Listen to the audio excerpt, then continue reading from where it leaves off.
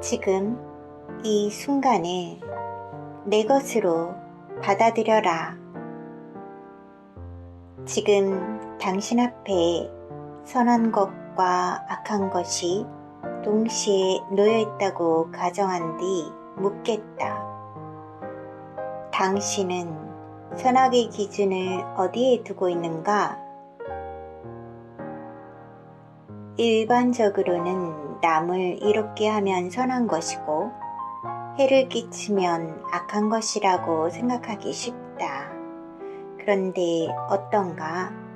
살펴보면 나의 입장에서 생각하면 선이고 남의 입장에서 보면 악이 되는 일이 많다.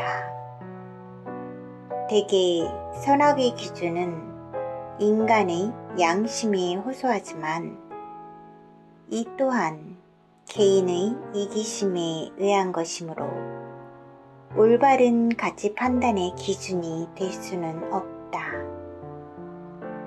그럼 누가 선악을 결정할까? 불교에서는 마음이 선악을 구분한다고 하고 기독교에서는 절대자인 하나님만이 오직 선악을 판단할 수 있다고 한다. 불교는 악을 멀리하고 선을 쫓는다는 의미에서는 그 기준이 기독교보다는 타당하다고 볼 수도 있겠지만 인간의 양심에 의존하기 때문에 미흡하다. 그리고 기독교는 눈에 보이지 않는 하나님이라는 신적 존재에게 의존하기 때문에 둘 다 명확한 선악을 판단할 수 있는 자격이 없다는 것이다.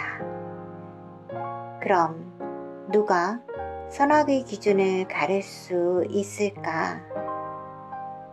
만약 누군가가 순간마다 옳고 그름과 선악을 명확하게 판단할 수 있는 지혜를 가지고 있다면 그는 인간이 아니라 거의 신의 경지에 있다고 할 수 있다.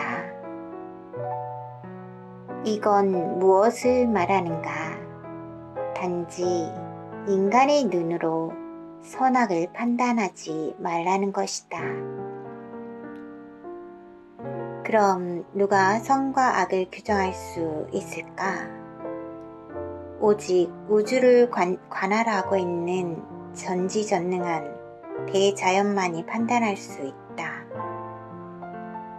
왜냐하면 대자연은 신적 존재가 아니라 세상의 이치를 관할하는 진리 그 자체이기 때문이다. 이것이 내가 신불산에서 17년 동안 치열하게 수행하여 증득한 결론이다. 내가 신불산에 들어가 무당들이 구슬하고 남긴 음식을 먹고 쓰레기를 청소하며 17년 동안 수행했던 이유는 세상을 바꿀 대단한 도를 얻기 위해서가 아니었다. 사는 것이 너무 힘들어 아무도 몰래 폭포 아래로 떨어져 죽기 위해 입산을 했던 것이다. 하지만 그곳에서 물소리와 새소리, 바람소리를 들으며 꽃과 나무들과 온갖 짐승들과 함께 살면서 지금껏 경험하지 못했던 생의 기쁨과 경의를 느꼈다. 그로 인해 삶에 대한 강한 의문이 몸속에서 용솟 숨치기 시작했고 그 의문이 나를 죽음으로부터 건져냈다. 이처럼 대자연은 내 삶을 지탱해준 버팀목이 되었고 수행 생활에 큰 힘이 되어 주었다. 돌이켜 생각하면 결코 짧지 않았던 17년이란 세월이 지금은 하룻밤과 같다는 걸 느낀다. 나는 바위 위에서 좌선하면서 바람이 불면 부는 대로, 비가 오면 오는 대로 내 몸을 대자연 속에 맡겨 두었다. 그때 나를 치열한 수행으로 이끌었던 갈망은 대자연 속의 나는 누구이며 나는 어떻게 살아야 하는가 였다. 이것은 지금도 나를 이끌고 있는 화두다.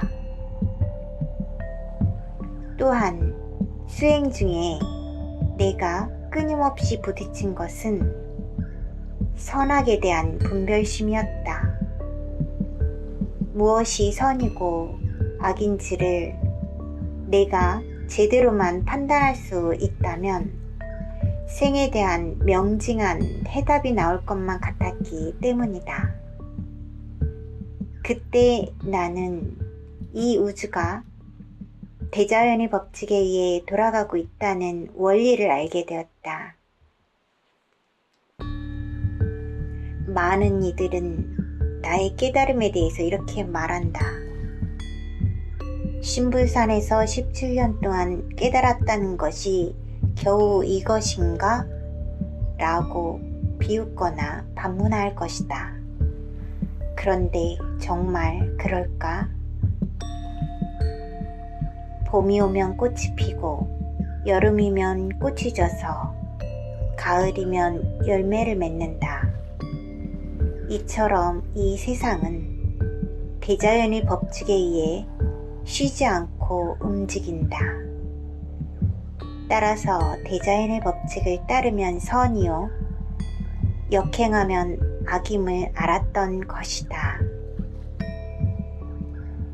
인간은 자신과 맞지 않으면 쉽게 배신한다. 하지만 대자연은 100년, 1000년, 억만 년 동안 단 한 번도 약속을 어기지 않았다. 그런데도 인간들은 대자연의 진리를 잊고 산다. 내 말의 요지는 인간이 잣대로서 선악과 옳고 그름을 굳이 분별하지 않아도 대자연이 알아서 판단하고 그에 대한 선악의 업보를 내린다는 것이다. 얼마나 엄청난 깨달음인가. 지금 이 순간 대자연의 진리를 내 것으로 받아들이면 당신은 100배 행복해질 것이다.